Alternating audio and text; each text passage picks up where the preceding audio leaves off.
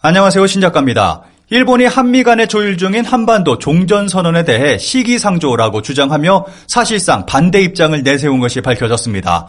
2018년 싱가포르 북미 정상회담과 2019년 하노이 북미 정상회담 때도 마쿠 해방군 역할을 했던 일본이 이번에도 역시나 발목 잡기에 나선 것입니다. 반면 일본 국내에서는 말도 안 되는 일이 벌어지며 세계를 경악하게 하고 있습니다.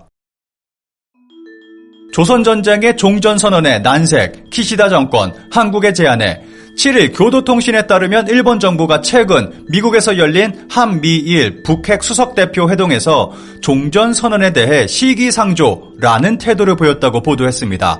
이 내용은 한국과 일본에서 대대적으로 보도됐고 일본의 반응도 뜨겁습니다. 교도통신의 기사 일부분을 짧게 살펴보겠습니다. 조선전쟁의 종전선언을 희망하는 한국에 대해 일본이 시기상조라고 난색을 표한 것이 5일 복수의 외교 소식통에 의해 밝혀졌다. 미국은 태도를 보유해 3개국의 온도차가 부각됐다. 한국 문재인 대통령이 9월 유엔 총회의 일반 토론 연설에서 종전선언을 제안한 후 일본 입장이 밝혀진 것은 처음이다. 북한이 미사일 실험을 반복, 핵무기 개발과 일본인 납치 문제로 해결에 대한 길이 보이지 않는 가운데 키시다 정권은 융화 분위기만이 확대되는 것을 경계했다. 아베나 스가 내각이 한반도 평화 프로세스에 부정적이었던 것은 이미 잘 알려져 있지만 상대적 온건파로 알려진 키시다 내각 역시 한반도 문제에 관해 전혀 다르지 않음이 확인된 셈입니다. 한국, 일본, 미국 간 종전선언에 대한 입장도 묘하게 갈리고 있습니다. 미국의 경우 종전선언이라는 총론에서는 한국과 입장을 같이 하고 있지만 시기나 방식 등 강론에서는 다소 입장 차이가 있는 것으로 전해졌습니다. 그리고 일본은 반대 입장을 변함없이 꾸준히 주장하고 있습니다.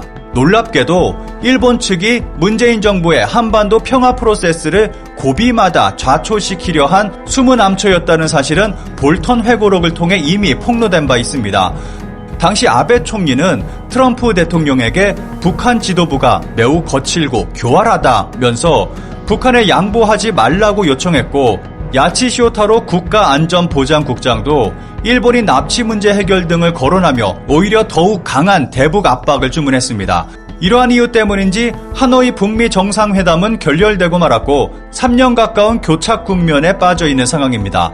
새로운 바이든 정부의 탄생에 희망을 걸고 꺼내든 종전선언까지 일본이 또다시 해방을 놓는 것은 용서할 수 없는 모습입니다. 일각에서는 다가오는 베이징 올림픽을 기대하는 모습을 보이고 있습니다.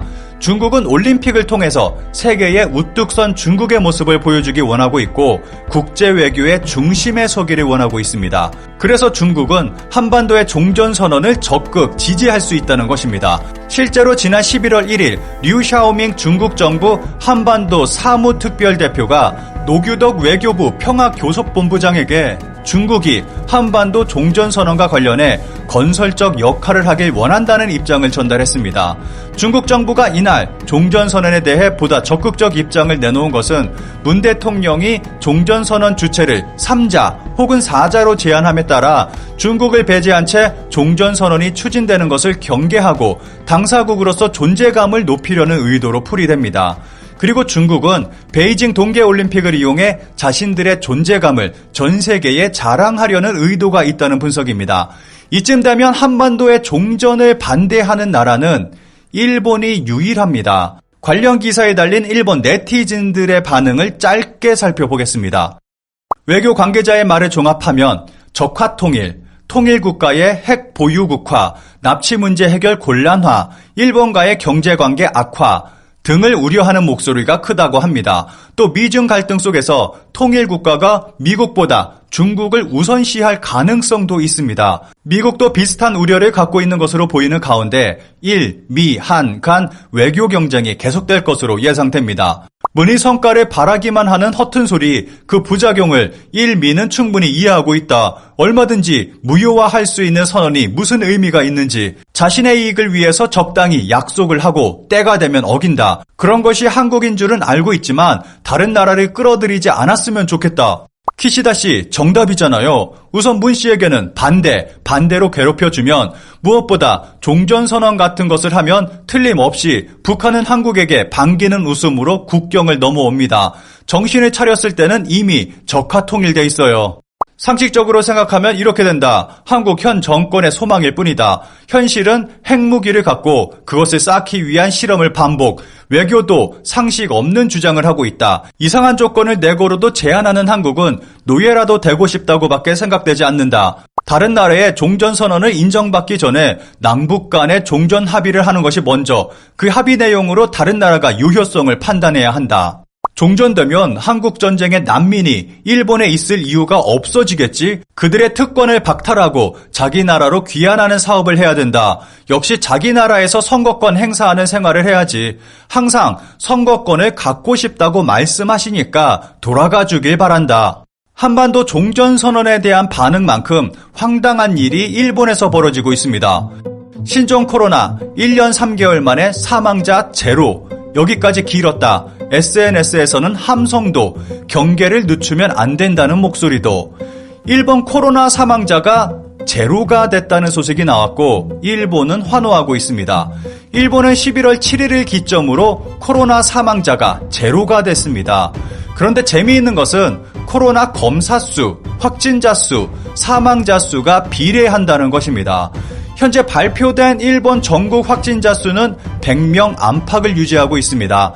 이처럼 확진자가 급감한 배경을 두고 일본 내 전문가들은 각기 다른 견해를 내놓고 있습니다.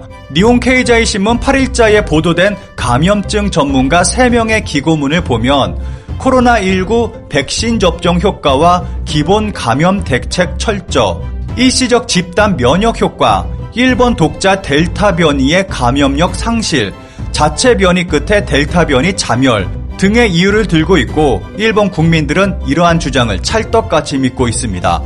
왠지 종식을 보이고 있어서 뉴스 보도 양도 떨어지고 있는데 이웃 한국은 오히려 유행하고 있어 수수께끼. 감염증에 대해서는 모르는 것이 너무 많기 때문에 이상한 언설에는 당황하지 않고 모르는 것은 모르는 대로 인류는 여기까지 진보하지 않았다는 것이 최종적인 평가라고 본다.